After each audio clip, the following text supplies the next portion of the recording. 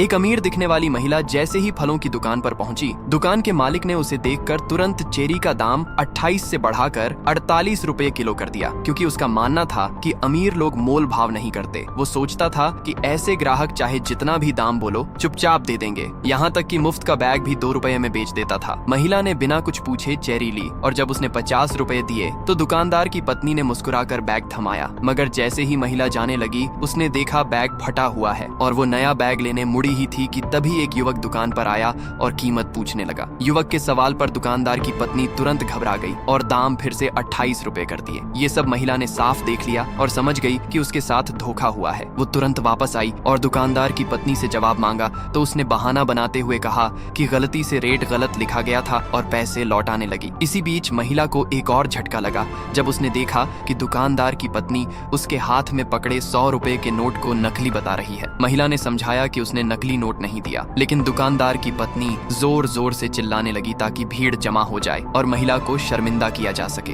भीड़ ने बिना सच्चाई जाने महिला को घेर लिया और उसके कपड़ों और अमीरी का मजाक उड़ाने लगे। महिला ने स्थिति साफ करने के लिए दुकानदार को बुलाया, जो उस वक्त पास ही खड़ा था जब पैसे दिए गए थे, लेकिन दुकानदार ने बीमारी और डर के कारण झूठ बोल दिया कि नकली नोट महिला ने ही दिया था। यह सुनकर महिला भीतर से टूट गई, क्योंकि उसे याद आया कि 1 साल पहले उसने ही इस परिवार की मदद की थी। उसने उनके पिता को अस्पताल पहुंचाया, 1 लाख रुपए दिए और अपने मॉल के लिए फल यहीं से मंगवाने लगे ताकि उनका व्यापार चल सके। उसने उनकी इतनी मदद की, मगर आज वही लोग उस पर इल्जाम लगा रहे हैं। महिला ने जब सच बताना चाहा तो दुकानदार की पत्नी और भड़क गई और बोली कि तेरे जैसे लोग हम गांव वालों को नीचा दिखाते हैं। महिला ने कहा कि उसने कभी किसी को नीचा नहीं समझा, लेकिन भीड़ उसकी एक न सुन रही थी। तभी उसका फोन आया कि उसके मॉल में जो फल सप्लाई हुए थे उन पर मिलावट का शक है और जांच में यही दुकान पकड़ी गई है। महिला ने तुरंत कहा कि वो ऑफिस आ रही है। दुकानदार की पत्नी बोली कि अब डर के भाग रही है, पैसे दिए बिना नहीं जाने देंगे। महिला बोली